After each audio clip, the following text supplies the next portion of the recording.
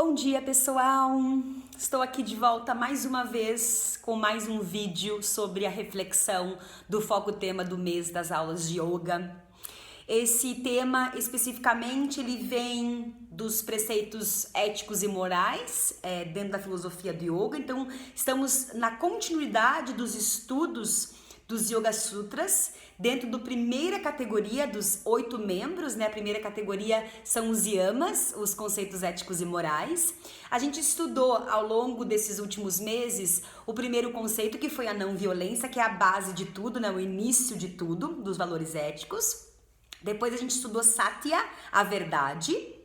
No último mês a gente estudou Asteya, que é a prática da generosidade, da prosperidade, a prática do não roubar a energia do outro, não roubar o tempo do outro, com coisas que não são benéficas para você, né? Ter esse respeito. E dando continuidade agora para o quarto yama, Brahmacharya, né? Ou Brahmacharya ou Brahmacharya. Também alguns livros, né? Algumas literaturas falam Brahmacharya, né? Mas quando pesquisa-se online, você vê muito mais o termo Brahmacharya. E o Brahmacharya nada mais é do que o autocontrole, né? Se fosse resumir essa palavra em uma só, seria o autocontrole, né? Brahma é o ser superior, a divindade, o ser supremo, digamos que a nossa versão mais iluminada, a nossa versão mais pura. Então é a nossa verdade essencial. E Charya é se aproximar, estar próximo de. Então a gente está próximo da nossa verdade essencial. A gente está próximo de quem somos de verdade, da divindade que mora dentro de nós, da nossa melhor versão. E pra gente se aproximar da nossa melhor versão, a gente precisa aprender sobre o autocontrole. A gente precisa entender como que nós devemos utilizar a nossa energia vital, como que ela deve ser utilizada no dia a dia, para que a gente não cometa excessos, para que não tenha dependência da energia dos outros, para que a gente se reabasteça dessa energia vital e consiga utilizar na melhor forma e de acordo com o que a gente acredita, de acordo com o que a gente deseja para nossa vida. Então é você utilizar a sua energia de uma forma moderada, porque o yoga sempre vai pelo caminho do meio, sem excessos, né? De uma forma que não desgaste você demais, de uma forma que você não caia em distrações durante o processo ou tentações imediatas, né, para resultados de satisfação imediata, para que você não saia do seu caminho, do seu trilhar, do seu caminho, o caminho que você for escolher, que te leva para os seus propósitos maiores, né, os mais grandiosos, os maiores, as coisas que você deseja fazer ao longo da sua vida, né? Então, um bom exemplo disso é o maratonista. A partir do momento que o maratonista decide que vai correr a maratona, existe todo um preparo para isso, né? Ele vai se alimentar bem, ele vai ter que praticar exercícios com regularidade, praticar corrida com regularidade, ele vai ter que abdicar de várias coisas, né? Fazer as suas concessões para poder correr na maratona e ser bem sucedido naquele projeto. Então existe o foco, a dedicação, porque ele está bem focado no que ele deseja, e para isso existem coisas que ele tem que abrir mão, né? Abrir mão de excessos, abrir mão de sair, dormir tarde, comer um monte de porcaria, coisas que ele deseja. Não é bem assim, ele vai ter que seguir uma disciplina. E vai ter que abrir mão de várias coisas para conseguir atingir esse objetivo. E ele não se questiona sobre isso, porque ele tá focado. E quem vê de fora também não se questiona, fala, claro que ele vai conseguir, né? Ele tem que fazer o que ele tem que fazer para conseguir o que ele deseja. E Brahmacharya é a mesma coisa. Eu sei o que eu quero, né? Eu descubro através do autoconhecimento, por isso que a filosofia do yoga é tão rica, porque ela sempre volta para o autoconhecimento. Quanto mais a gente se conhece, mais a gente sabe o caminho que a gente quer trilhar. E a gente precisa, então, fazer, às vezes, concessões, abrir mão de algumas coisas, fazer escolhas e onde vão ter perdas em prol daquilo que a gente deseja, né? E então é muito importante esse compromisso, essa disciplina e aceitar que não dá para fazer tudo, que tudo é um desgaste, né? Então é muito interessante essa comparação com o maratonista, porque faz a gente compreender e aceitar que se a gente escolhe um caminho e a gente tem esse foco, essa visão, muitas coisas a gente vai fazer, mas muitas coisas vão nos tirar do caminho, vão fazer a gente não trilhar no caminho, vai puxar a gente com distrações, com excessos, com dependências. E se isso acontecer, a gente precisa rapidamente voltar para o caminho, para trilhar o caminho.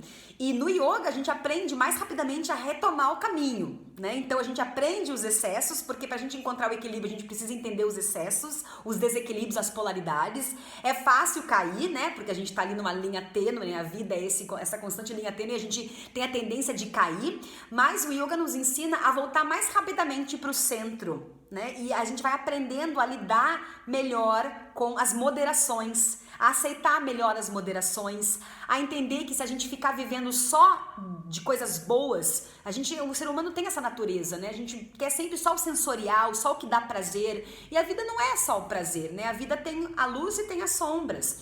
Então, se a gente se desconecta, se desapega o tempo inteiro de querer o prazer, de querer o sensorial, isso é substituído por uma paz, uma plenitude, uma alegria interior muito grande. A gente não vive mais escravo do sensorial, escravo dos sentidos, escravo das sensações do prazer.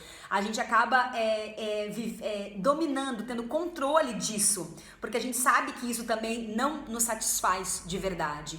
Então o Brahmacharya, ele está relacionado muito com a sexualidade, né? Se você pesquisar sobre Brahmacharya, vai falar muito sobre o celibato, vai falar muito sobre a continência, a não sexualidade, o não ato sexual. Mas o Brahmacharya vai muito além disso, porque fazendo uma ressignificação desse conceito dentro da nossa filosofia e dentro da nossa vida no Ocidente, que é bem diferente lá do Oriente, o celibato não é uma coisa muito real, né? Assim, as pessoas veem o prazer como parte da vida, como parte do autoconhecimento, como parte da evolução, né? E você também negar o prazer, negar a sexualidade, eu acho que também não é o caminho, né? Então, pra gente entender melhor o celibato, essas questões do conceito filosófico tradicional, a gente precisa adaptar.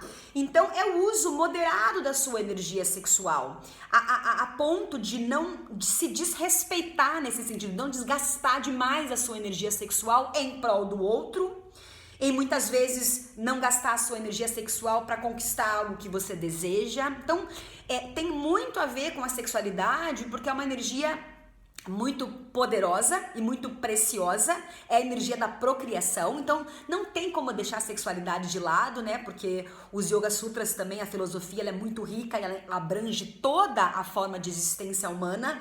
E também por que não falar da procriação, né? Da forma como se procria. Então é importante a gente perceber isso, que isso também faz parte. Mas como que a gente pode dosar essas energias? Saber quando recuar, saber quando dizer não, né? Saber usar a nossa energia de forma consciente, não doar se a gente não tem, se a gente tá faltando em nós, a gente se abastecer de energia renovada e então conseguir, com mais discernimento e clareza, escolher como que a gente vai usar essa energia ou optar muitas vezes por não usar essa energia, né? Então, com relação a especificamente o celibato, a continência, essa filosofia ela vem da Índia, né? E na Índia existem estágios diferentes da vida. As pessoas casam muito cedo e geralmente elas casam virgem, né? Sem contato com a sexualidade e exploram a vida sexual no matrimônio, no casamento. Mas antes disso, são crianças, adolescentes que não têm contato com a sexualidade. Então é normal, é natural estar em estado de celibato, né? Estar em estado de continência, sem contato com a sexualidade. Depois que a pessoa casa e se envolve, a intenção é a procriação, né? É o prazer também, é a conexão com a pessoa que é escolhida, né, no matrimônio, o parceiro, a parceira, a conexão entre o casal, né? Mas de forma muito respeitosa, a intenção também do sexo é a procriação. Para nós, na nossa sociedade, é muito comum o sexo por prazer e também para procriação, né? Então não tem como não deixar de falar sobre isso.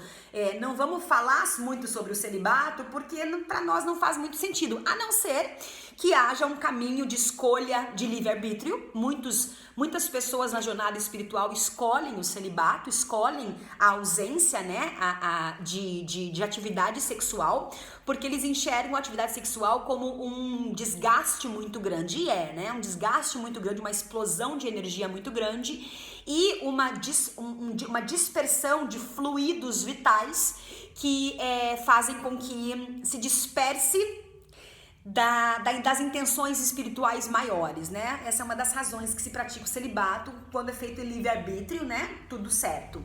Agora, no nosso caso, no Oriente, no Ocidente, eu me incluo também nessa lista de pessoas, digamos, normais, que não praticam o celibato, é esse uso moderado da energia. É esse uso, uma certa forma de olhar como o relacionamento monogâmico, né? Porque se tem muitos parceiros, se despende muito a energia e isso causa ansiedade, frustração, porque não é possível, né, a satisfação sexual de várias pessoas ao mesmo tempo, essa busca incessante de outras pessoas como objeto sexual traz muita frustração, porque não é sempre que a pessoa vai se sentir satisfeita, não é sempre que ela vai ser bem recebida, né, ou vai atingir aquele objetivo, então causa também muita ansiedade, causa muita frustração, causa muitos problemas, e muita dispersão de energia vital. Então, o Brahmacharya é a gente focar essa energia vital, focar essa energia sexual de uma forma que seja respeitosa. Lembrando que o primeiro princípio do yoga é a não violência.